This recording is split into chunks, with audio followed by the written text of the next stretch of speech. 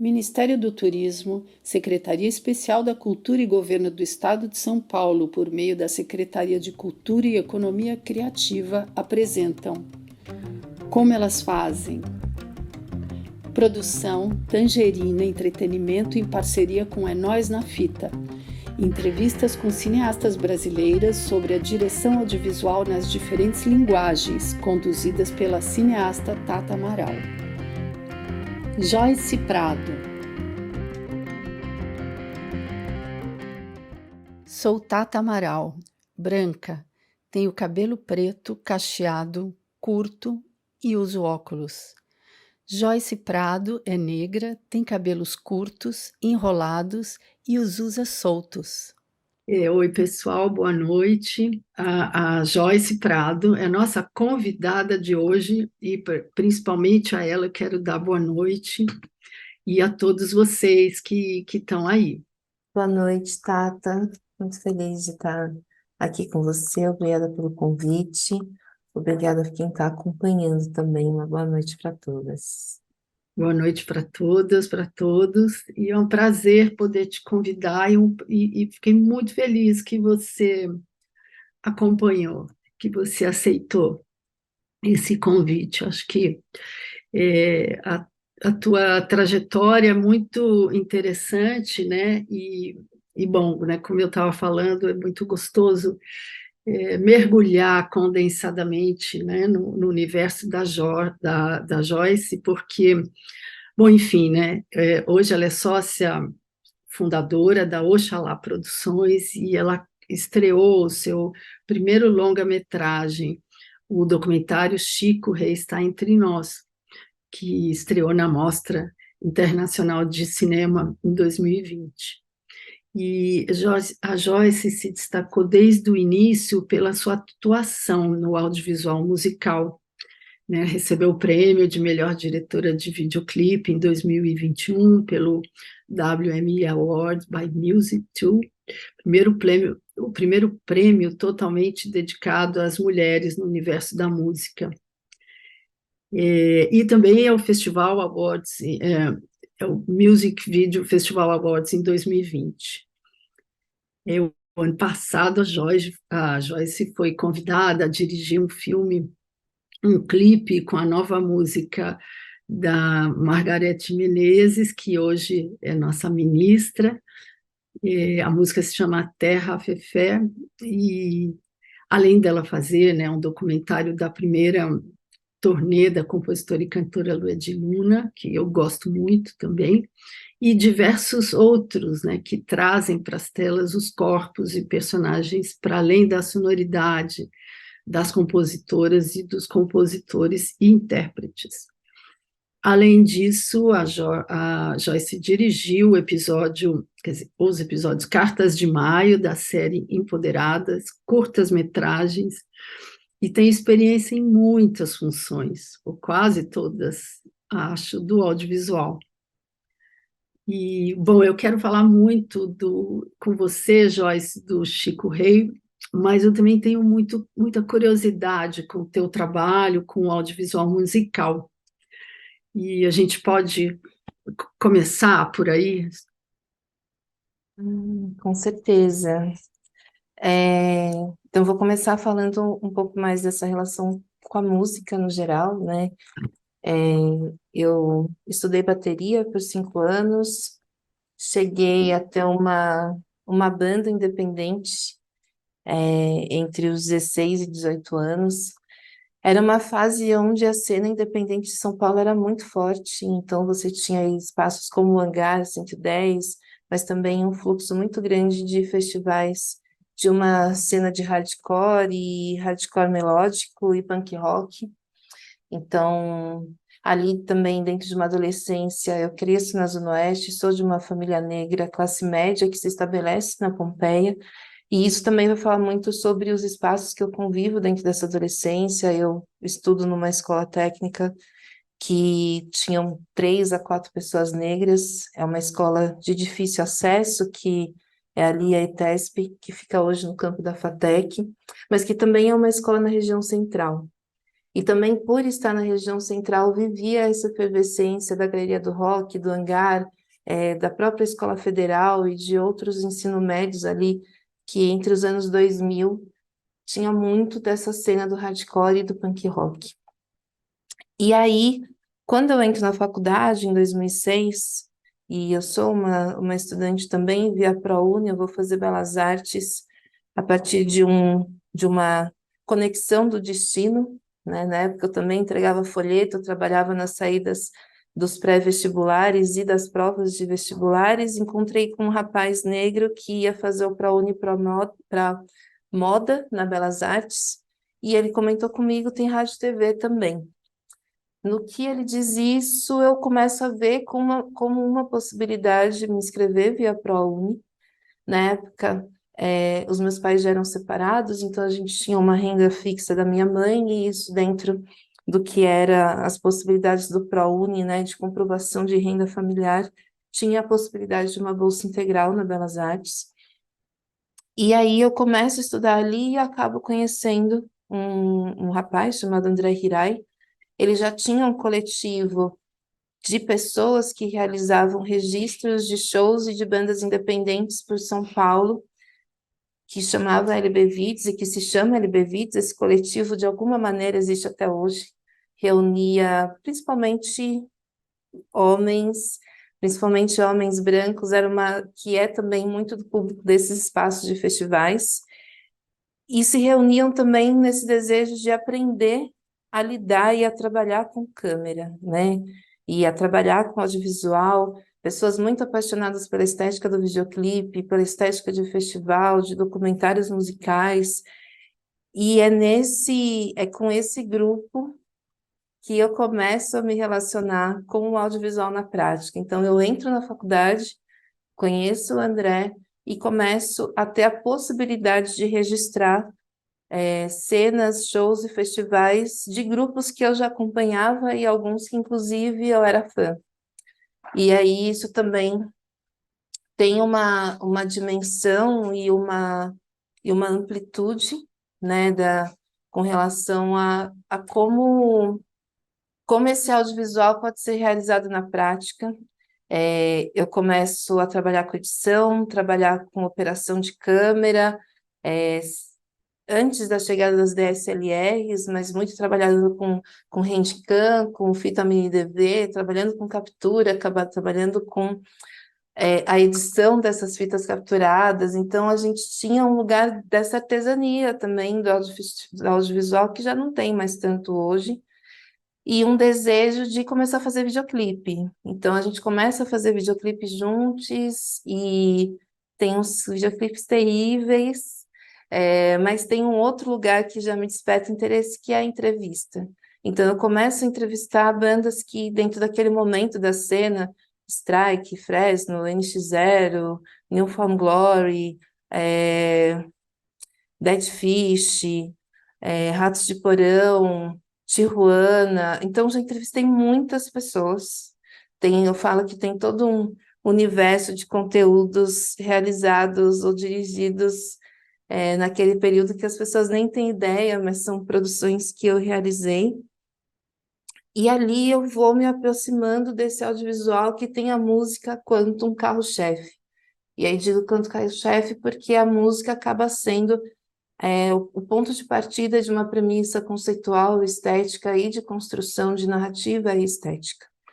Eu continuo nesse coletivo até aí 2011, 2012, que é quando eu também faço parte de um site de produção voltado para a produção musical, com blog de alguns artistas. Tem uma linha de produção muito grande com um rapper chamado Cabal.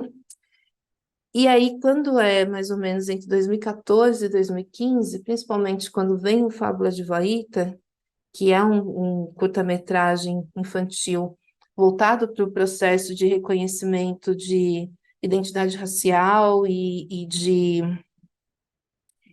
reconhecimento de negritude de uma menina, né?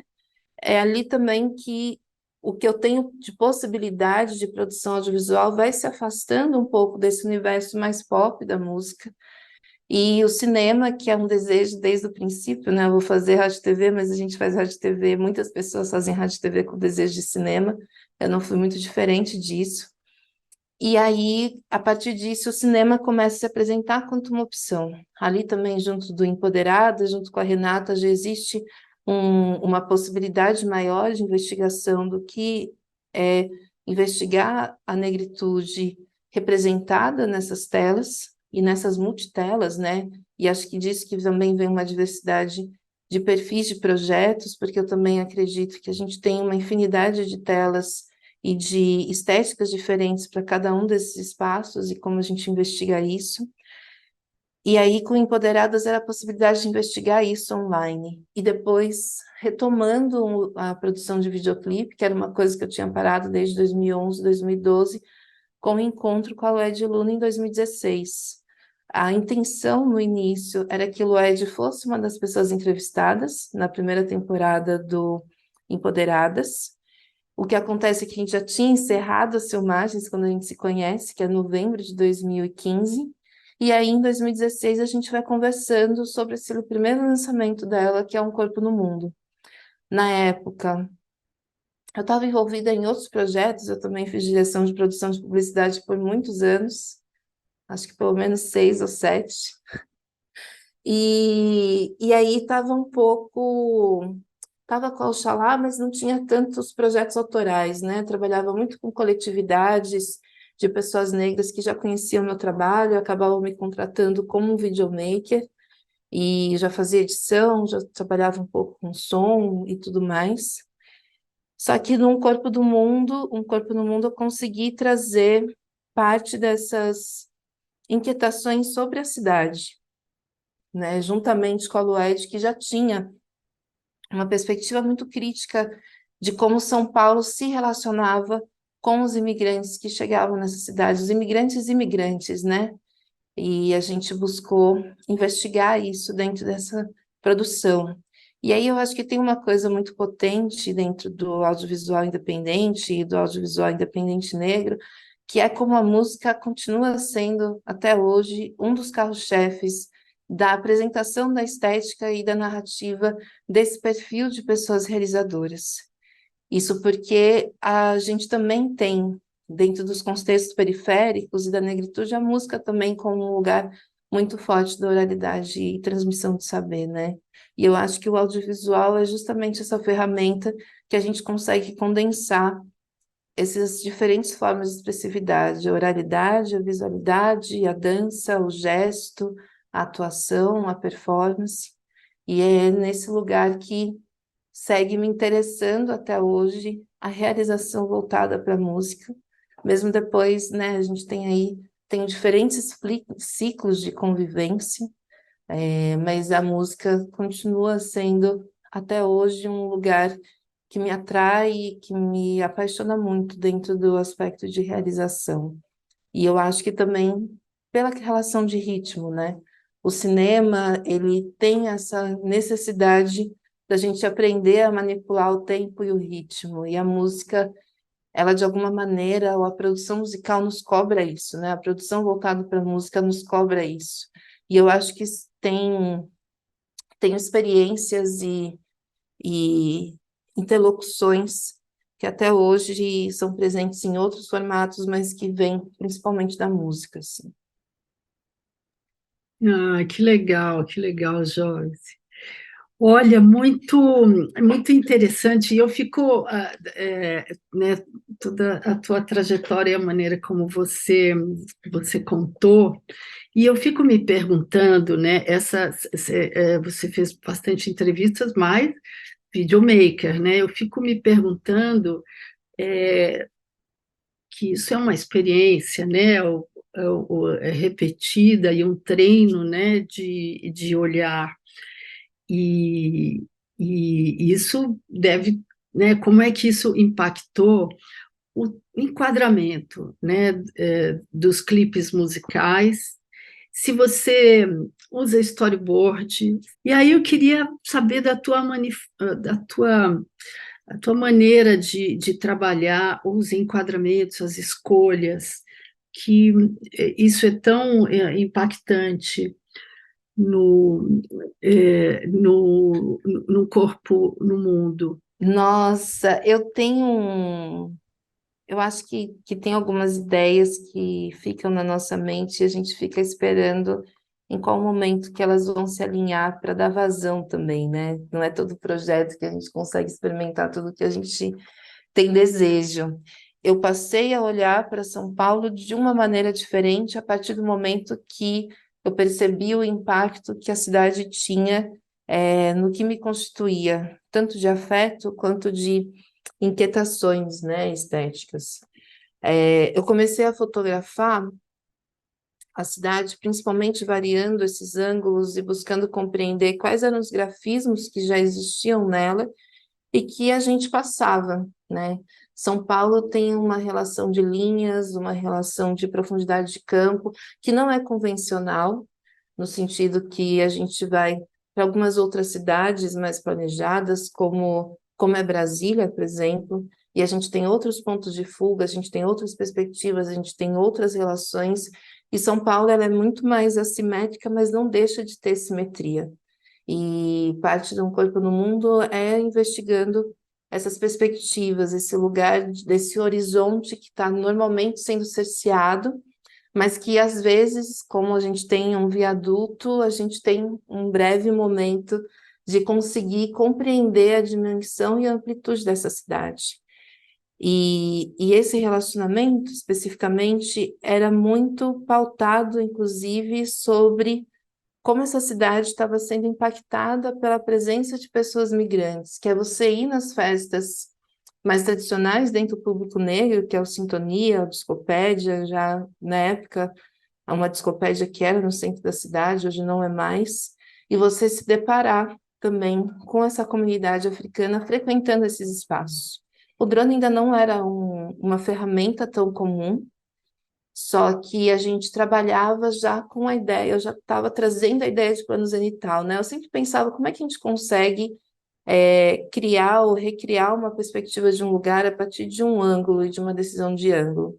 Em algum momento, não vou lembrar qual, me deparei com um equipamento simples de maquinária, mas que faz toda a diferença na vida, que é a base plana, um equipamento barato, mas que ao mesmo tempo te dá um suporte de você poder prender a câmera em qualquer tipo de ângulo e em qualquer tipo de suporte. Então, o Corpo no Mundo ele é basicamente feito com uma câmera 6D, que era a câmera que eu tinha na época, uma lente 100, uma lente 50, uma lente 24 emprestada, essa base plana que tinha diferentes algemas que eu conseguia prender no parapeito do viaduto, nesses postes de placa que são finos, tudo que fosse cano e fosse fino, dava para prender essa base plana e a gente conseguir variar essas relações de ângulo. E às vezes a gente tinha um slider, então foram 3 dias de filmagem.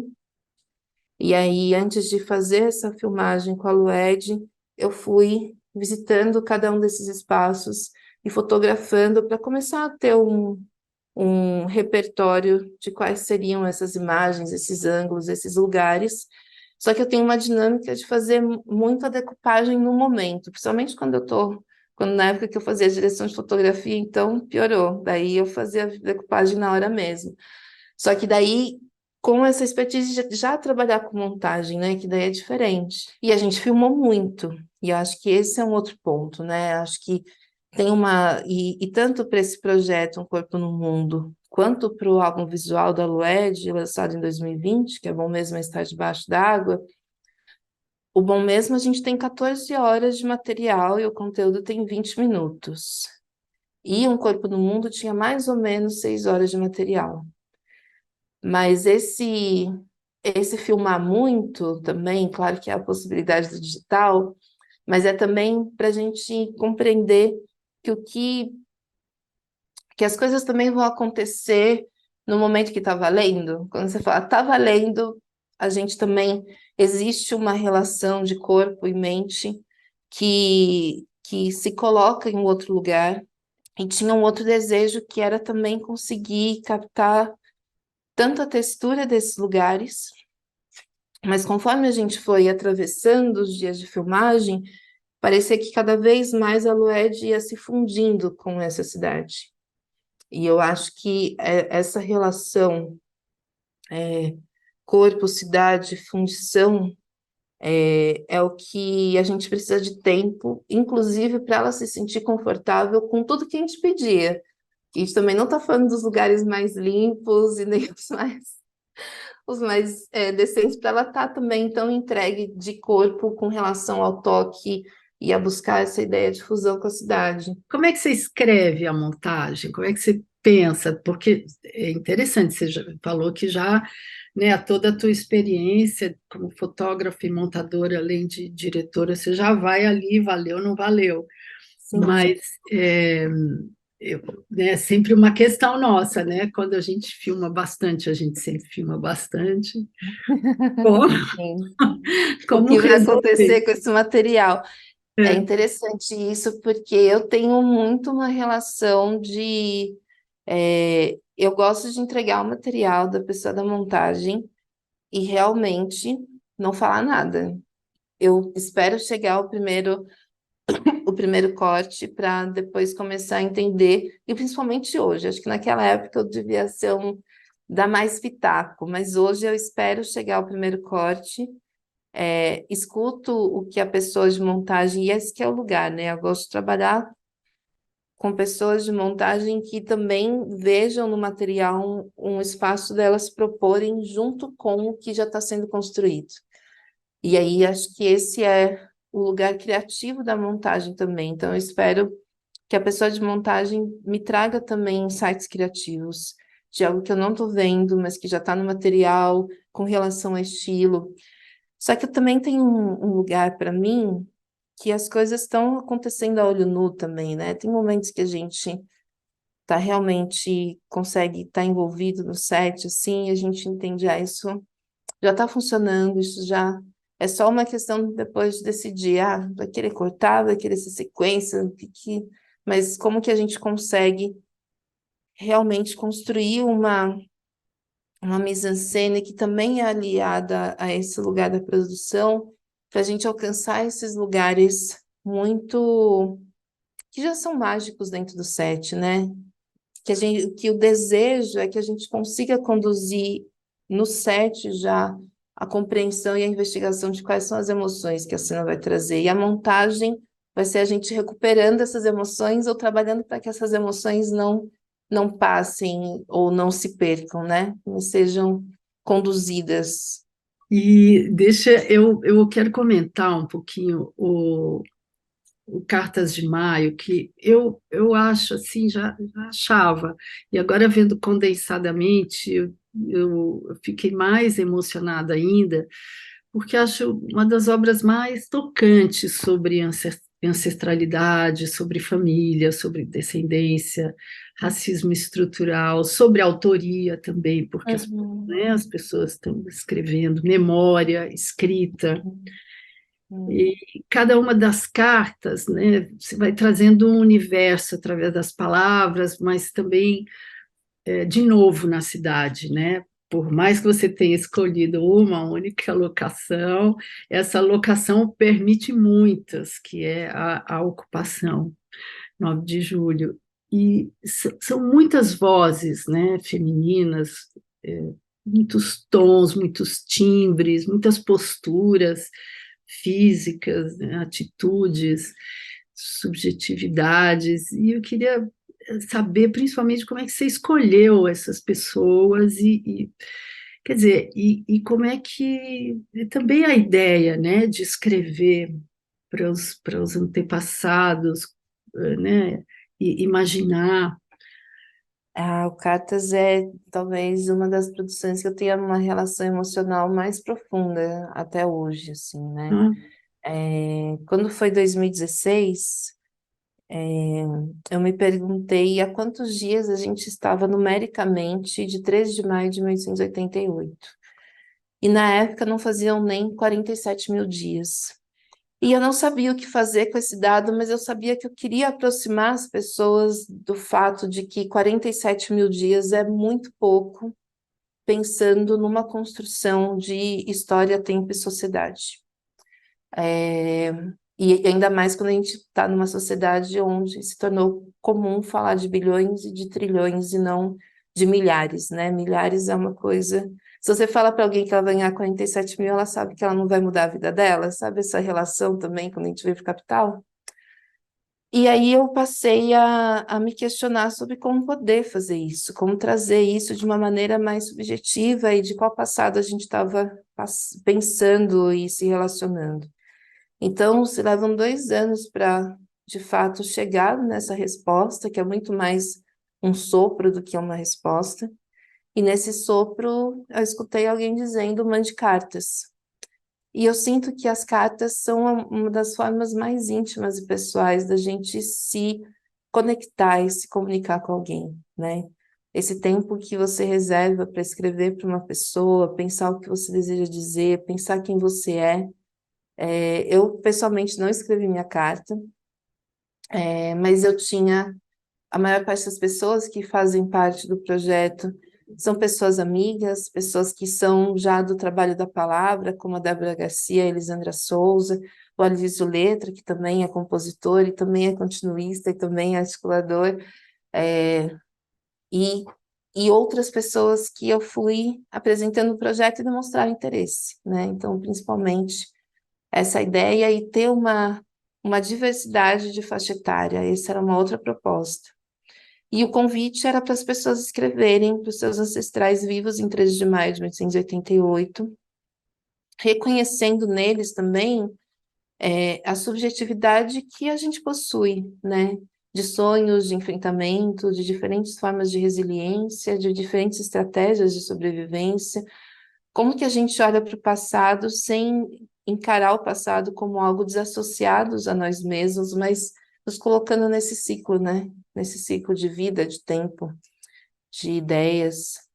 E assim que partiu o convite, algumas pessoas escreveram para os seus ancestrais diretos, outras para ancestrais, né, de uma maneira mais ampla, outras escreveram para o futuro, né, para os seus descendentes. Então também foi muito bonito como as pessoas se apropriaram da proposta do projeto. Muito, muito bonito. Eu achei muito emocionante, porque, né, são relatos, são cartas, né?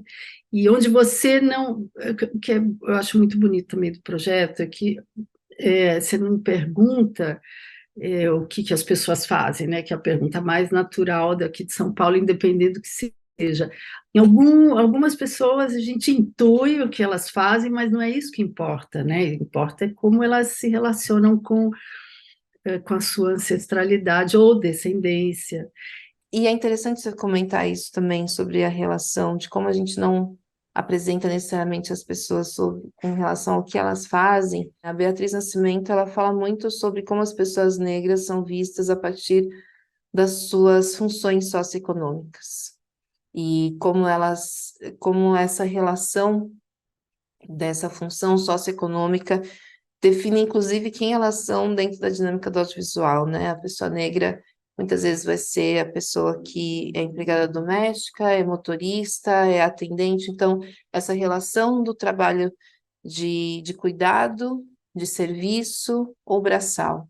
Joyce, eu quero chegar no Chico Rei e você, vamos com perdão do trocadilho, você coroou, né, toda em Chico Rei a sua experiência, a sua trajetória e, e você foi convidada, né, para o projeto e no entanto é um filme muito teu, né?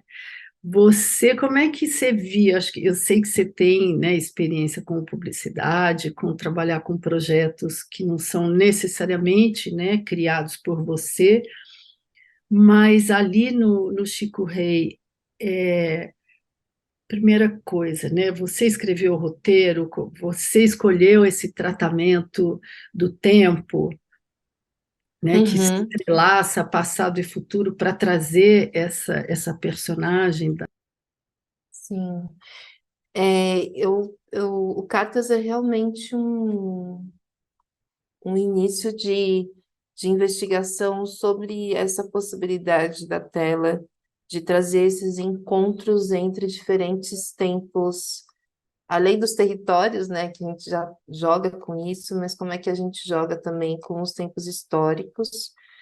E o Cartas tem isso, eu acho que ali nele eu compreendi a dimensão de se pensar o cotidiano, e o Chico Rei é justamente um convite para se pensar como era essa vida a partir das vidas que são hoje, né? E então a gente está no presente, a gente está no contemporâneo, constantemente se relacionando com as subjetividades do passado, sim. E demonstrando também, né, como elas seguem sendo demarcadores e marcadores para o que a gente vive no presente. Então, por mais que tenha sido a partir de um convite, também foi um convite de muita liberdade autoral na criação do projeto. A produtora já tinha uma primeira experiência no propósito de registrar o trabalho do Chico, registrar a figura do Chico Rei, mas a gente acaba revisitando esse roteiro que tinha entremeios com uma ideia de cenas dirigidas, junto com uma ideia de documentário. Só que quando eu começo a trocar com a Natália Vestre, que também assina o roteiro, a gente começa a buscar mapear quais foram os espaços que o Chico Rei viveu, né? Então, é a cidade de Ouro Preto, são as minas, são as Irmandades de Homens Pretos e o próprio reinado. E esse espaço, né, afro-católico, que é tão pouco, até dentro do movimento negro, tão pouco reconhecido, porque não deixa também de ter sido um braço do Estado, né? É muito bom que uma das depoentes fala como a igreja tinha função de Estado, a igreja era Estado também.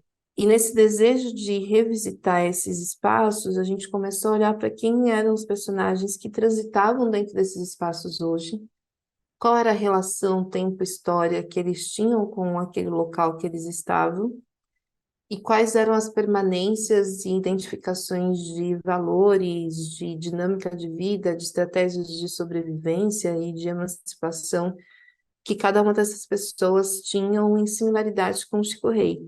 Só que o Chico Rei é principalmente para as pessoas compreenderem como o pertencimento, a organização, as estratégias, as maneiras que a gente encontra para se fortalecer e possibilitar essa emancipação coletiva vão nos preencher de tantas experiências transcendentais, de várias maneiras, que realmente a negritude vai deixar de ser um sentimento e um lugar referenciado pelas experiências negativas do convívio do racismo e do convívio com a branquitude para começar a ser uma experiência nossa, particular da nossa comunidade, particular da nossa construção de subjetividade e de experiência de compreensão também da dimensão desse legado histórico, artístico, no campo das exatas, no campo da humanas, no campo da escrita, né?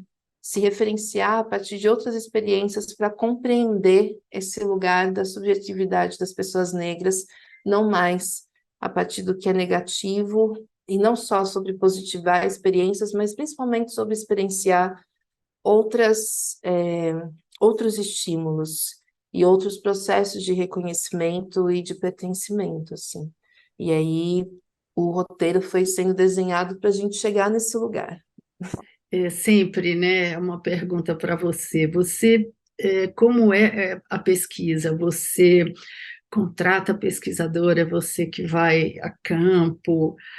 Quanto tempo você leva nessa preparação? E o Chico Rei me trouxe uma parceira de trabalho, de vida, uma amiga, que é a Luana Rocha, que é a pesquisadora, que já estava envolvida no projeto há algum tempo, e ela faz um campo de frente, ela faz um campo de frente nessa fase da pesquisa. Então, quando é dezembro de 2018, eu e a Mariane Nunes, que é a diretora de fotografia, vamos para Ouro Preto para passar 3 a 4 dias conhecendo personagens que a Luana já tinha pesquisado antes da gente chegar na cidade. 3, 4 dias antes. Ela vem do jornalismo, então ela confiou muito nesse lugar de como as pessoas vão indicando, né? Ah, você quer saber disso? Você tem que falar com fulano. Você quer saber daquilo? Você tem que falar com Beltrano. E é Minas, né, gente? Se você não vai na casa da pessoa, bate na porta, senta, toma um café e come um queijo, essa pessoa não vai fazer entrevista com você, porque ela pode até fazer, mas ela não vai fazer de verdade. E, e esse lugar foi bem bonito, porque daí ela fez esse primeiro levantamento de personagens, apresentando o perfil, já um trecho de algumas conversas, algumas perguntas mais pontuais. E aí eu e Nuna retornamos junto com ela e revisitamos todas essas pessoas. Essa visita também é uma visita onde a gente faz já uma pesquisa de como são esses enquadramentos, o que se observa nessa cidade, qual é a relação dessa arquitetura com relação às pessoas. Vai olhando também para as coisas que me chamam a atenção, né, ou chamam a atenção da Nuna. Então, as pontes em Ouro Preto, todas têm uma cruz, porque se lê ponte como uma passagem entre dois mundos, então você coloca uma cruz para evitar que essa passagem entre dois mundos aconteça. Então, isso é muito, muito pautado.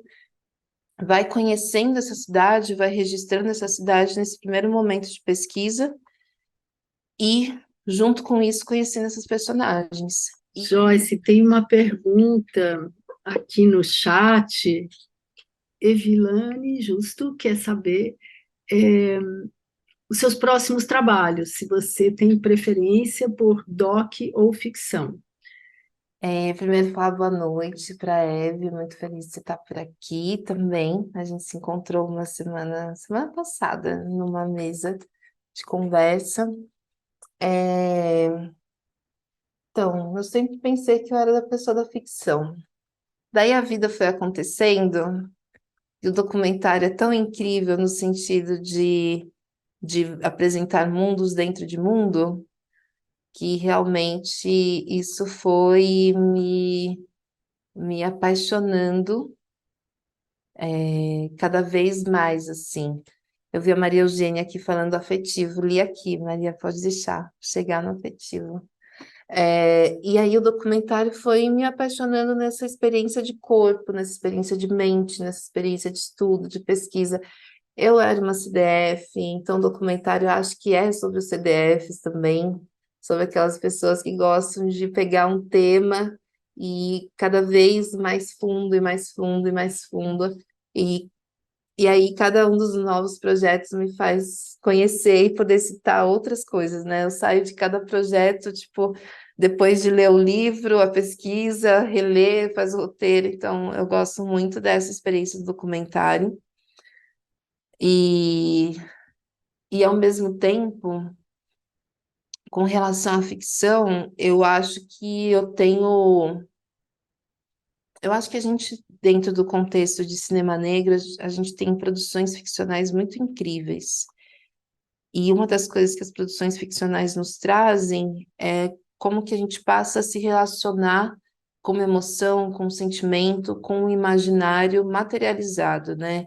É diferente hoje a gente pensar a solidão de uma mulher negra idosa depois do dia com Jerusa que Viviane traz. Eu acho que tem uma dimensão, inclusive, quanto processo, né, de direção, assim, que também é muito transformador, e é o nosso processo de algo que eu vejo, né? A gente tem muitas mulheres solitárias, muitas mulheres negras solitárias, vivendo solo, com famílias afastadas, ou sem familiares, ou que já perderam um filho para essa violência policial. Então, tem vários contextos que impõem essa solidão, e eu acho que a ficção tem esse lugar difícil da gente também compreender que que a maior parte das nossas imagens ou desses imaginários materializados também são difíceis de serem digeridos, né? Então, a minha dificuldade um pouco com a ficção, eu tenho entendido, e aí eu estou entendendo isso porque ela perguntou quais são os próximos trabalhos, e o próximo se chama Calmon, É um curta-metragem inspirado na relação entre a minha mãe e a minha avó e a dificuldade dessa maternidade. Minha avó era uma empregada doméstica que retornava só aos finais de semana e muitas vezes tinha que trazer a filha da patroa para dentro da sua casa, e mesmo assim a minha mãe aguardava essa mãe, e muitas vezes essa mãe vinha acompanhada por uma outra criança, mais nova, né? Que vai demandar mais atenção, que vai demandar mais cuidado, que vai demandar mais afeto. Então, essa demanda dessa mulher negra que já era empregada e chega em casa, continua recebendo essa demanda e não consegue, ou tem pouco tempo para se conectar de fato com a família. E aí eu acho que a ficção me traz ou me leva para essa dimensão, que daí já é uma dimensão muito relacionada ao documentário, que é também, você não se relaciona só com o que está sendo produzido, né? Você se relaciona com as consequências emocionais e da psique, e da subjetividade, e como que isso vai refletir quando eu estou no processo de montagem, quando eu estou no processo de conhecer mais esse material. E aí, não à toa, a gente está em 1 ano e meio de finalização de montagem, para depois abrir para as outras finalizações desse novo projeto.